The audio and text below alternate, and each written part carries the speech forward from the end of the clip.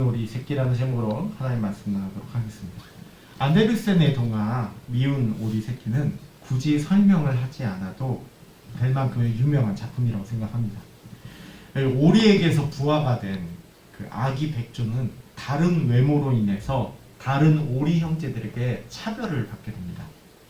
처음에는 부화를 시켜 깨어나게 한 어미 오리가 이 아기 백조를 다독여 줬습니다. 너희들 그러면 안 되라고 자기의 자녀들에게 말하면서 다독여 줬습니다. 하지만 시간이 지나니까 이 어미 오리마저 이 미운 오리 새끼를 부담스러워하게 됩니다. 어느새 이 집안에 있으면 불편한 존재가 되었고 어느새 사라져주면 고마울 존재가 되었습니다.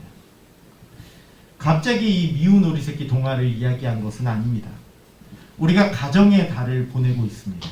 가정의 달을 보내고 있는 우리가 가정에 대해 여러 가지 묵상을 해봐야 되는 상황에서 이 미운 오리 새끼가 주는 이야기가 단지 동화 속만의 이야기가 아닌 경우들이 많음을 보기 때문입니다.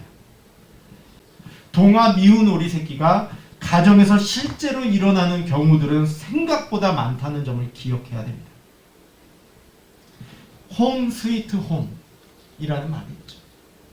즐거운 곳에서는 날 오라 하여도 내 쉴 곳은 내 집뿐일세.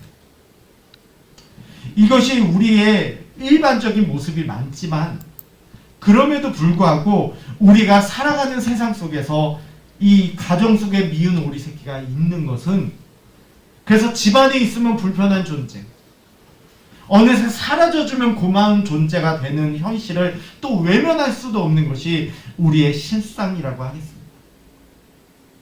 여러분 그렇지 않습니까? 우리의 현실의 가정들의 모습들을 보면 그곳에 미운 오리 새끼들이 존재하는 경우들이 있다는 것이죠. 그래서 즐거운 나의 집이 아니라 마음 불편한 나의 집이 되기도 한다는 것입니다. 이러한 현실을 살아가는 우리에게 어떤 답이 필요할까요? 우리는 어떻게 해야 될까요? 가정의 달을 맞이해서 우리가 고민해 봐야 될 문제가 아닌가 싶습니다. 다윗도 사실 미운 오리 새끼였습니다. 우린 여러 정황들을 통해서 다윗이 미운 오리 새끼였음을 생각해 볼 수 있습니다. 우리가 잘 알다시피 이스라엘의 초대 왕은 사울이었습니다. 그런데 이 사울왕은 계속되는 여호와 앞에 불신실함으로 인해서 결국 하나님께서 그 왕자를 이을 새로운 사람을 뽑게 됩니다. 그리고 그 다음 사람은 이새라는 가정에 있는 아들들 중에 하나였습니다. 이를 위해 하나님께서는 이 하나님의 사람 사무엘을 이새의 가정에 보내게 됩니다. 이 얼마나 영광스러운 자리입니까? 그 당시 이스라엘에서 가장 최정점에 있는 존재가 사무엘이었습니다. 그 사무엘이 자신의 아들들과 제사를 지내고 식사를 하겠다고 하는데 어느 아버지가 이를 마다하겠습니까? 그러나 아시다시피 아버지 이새는요 다윗을 부르지 않습니다. 그 영광스러운 자리에 다윗은 빼놓습니다. 나중에 사무엘이 자신의 숨은 뜻을 이새에게 말합니다. 10절 말씀입니다. 이렇게 말합니다. 한번 읽어보겠습니다. 이새가 그의 아들 7을 사무엘 앞으로 지나가게 하나 사무엘이 이새에게 이르되 여호와께서 이들을 택하지 아니하셨느니라 하고. 성경에서는 더 다른 표현을 하고 있지는 않습니다. 하지만 그 당시 기름 부음이라는 것은요 결국 왕과 제사장 같은 고귀한 존재들에게만 주어지는 것이었습니다. 여호와께서 택하셨다는 것은 이 고귀한 존재를 세운다는 것입니다.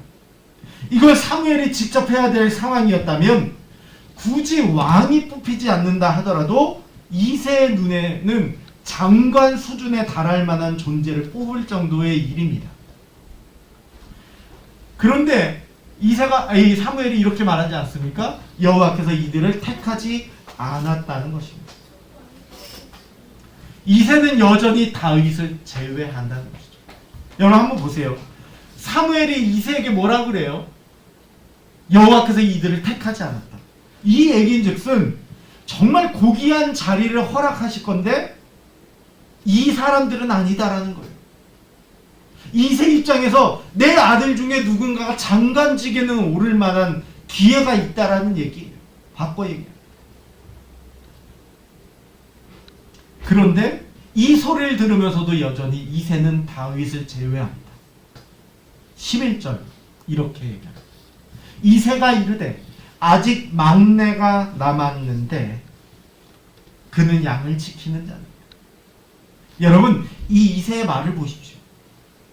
막내가 남았지만 그 양을 지킨다. 마치 이 말은 무엇입니까? 다윗이라는 아이는 이런 자리가 어울리지 않는다는 것처럼 들리기도 합니다. 다윗이라는 미운 오리 새끼는요, 그저 그 당시에 천박하다고 취급받는 양치는 일이나 하는 게 어울리다는 것이죠. 미운 오리 새끼 다윗은요, 이 자리에 없는 게 도와주는 거고, 이 자리에 있으면 불편한 아이로 여겨지는 겁니다. 세상에 어느 부모가 자기 아들이 장관 자리 하나 받을 수 있는 기회가 있다는데 이 아이를 감추겠습니까? 여러분이라면 그렇게 하겠습니까? 그러나 실제로 이새는 그렇게 하고 있는 것입니다. 이 장면만이 아닙니다. 이후에 다윗이 골리앗과 싸우러 갈 때요, 그 장면을 생각해봐도 그렇습니다. 다윗은 형들에게 구박을 받습니다. 다윗이 사랑받았다는 표현은 찾아보기 힘듭니다. 다윗의 편이 돼주었다는 표현은 찾아보기 힘듭니다. 또한 우리 다윗의 이 말을 주목할 필요가 있을 것 같습니다. 시편 27편 10절입니다. 이렇게 다윗은 말합니다. 내 부모는 나를 버렸으나 여호와는 나를 영접하시리이다. 우리는 앞서 우리가 살펴본 것들을 종합해보면 다윗이 그 가정 안에서 이쁨 받는 존재가 아니었음을 확신할 수 있습니다. 다윗은 그 가정 안에서 미운 오리 새끼였던 것이죠. 함께 있으면 불편한 존재. 그래서 마치 어미 오리가 어디론가 미운 오리 새끼가 사라졌으면 좋겠다라고 생각하는 존재. 그래서 양치는 목동으로 저 멀리 보내버리는 존재. 그런 모습이 이새의 가정 안에서도 일어나고 있는 것입니다. 이런 현실 속에서 어떻게 다윗이 이스라엘에서 가장 존귀한 자가 될 수 있었을까요? 여러분, 이렇게 구박과 눈치를 받는 존재가 어떻게 해서 기회조차 받지 못하는 존재가 어떻게 해서 미운 오리 새끼에서 백조가 될 수 있었을까요? 어떻게 이스라엘 역사 안에서 손꼽히는 존재가 될 수 있었을까요? 가정의 달을 맞이하는 우리가 결코 외면할 수 없는 그 현실 속에서 무엇을 기도해야 되고 우리의 삶이 어떠해야 될지에 대해 이 다윗의 이야기가 큰 지침이 될 것 같습니다. 다시 앞선 본문으로 돌아가 보도록 하겠습니다.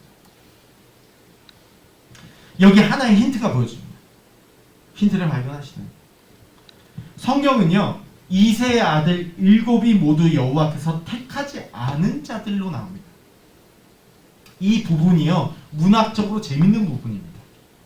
다들 잘 아시다시피 7은 성경에서 완전한 숫자를 의미합니다. 완성으로서의 7이라는 것이에요. 다윗은요, 8번째 아들입니다. 그렇게 보면 8번째 아들인 다윗은 이렇게 읽혀지기도 합니다. 완전한 수 안에 들어가지 못하는 아이. 말 그대로 기대감이 없는 아이. 어쩌면 이새나 그의 형제들이 보는 시각이 그러한 것 같습니다. 쟤한텐 뭘 기대할 수 없어. 네가 미운 오리 새끼가 된 이유는 있어 라고 말하며 기대하지 않는다는 것이죠. 이새나 형제들이 마찬가지로 그렇게 대한다는 거죠.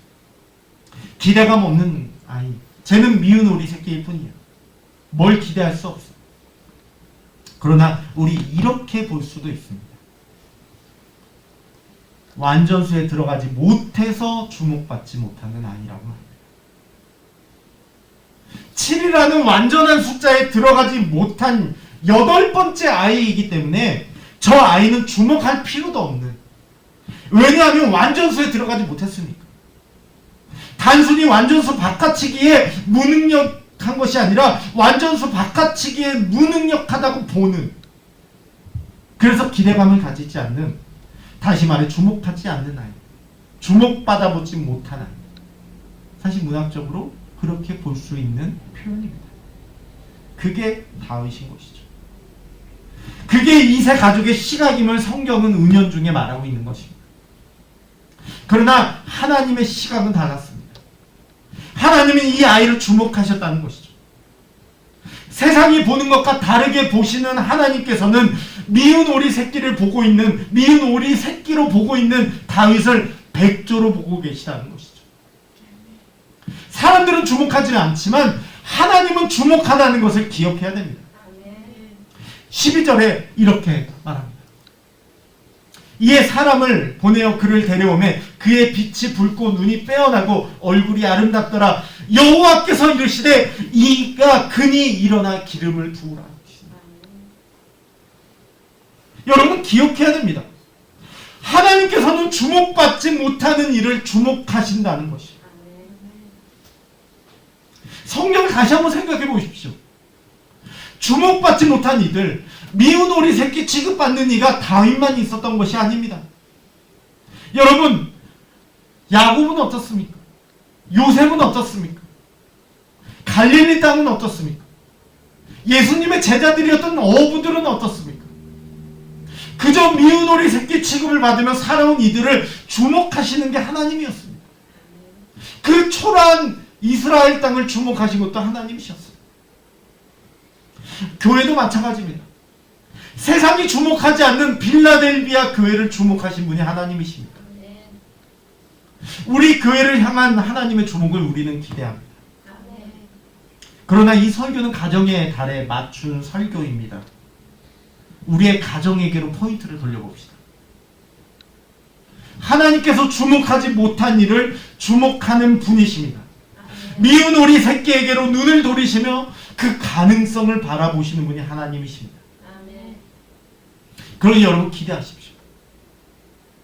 기대하십시오. 우리의 눈이 미운 오리 새끼로 그 가능성마저 차단해버리는 현실이지만 미운 오리 새끼로 취급당한 그 시선 뒤에서 주목하며 보시는 하나님이 계시다는 거예요.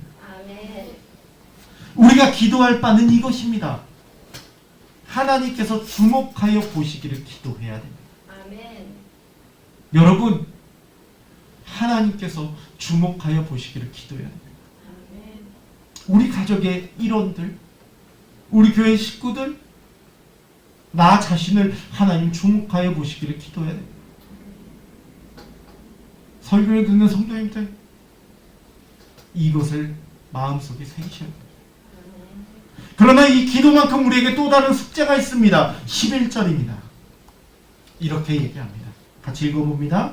또 사무엘이 이새에게 이르되 다 여기 있느냐? 이새가 이르되 아직 막내가 남았는데 그는 양을 지키나이다. 사무엘이 이새에게 이르되 사람을 보내어 그를 데려오라. 그가 여기 오기까지에는 우리가 식사 자리에 앉지 아니하겠노라. 저 여러분 한번 보세요. 미운 이 아버지 이새는요, 미운 오리 새끼 막내가 없어도 식사할 수 있어요. 막내 없어도 식사할 수 있는 사람은 아버지예요.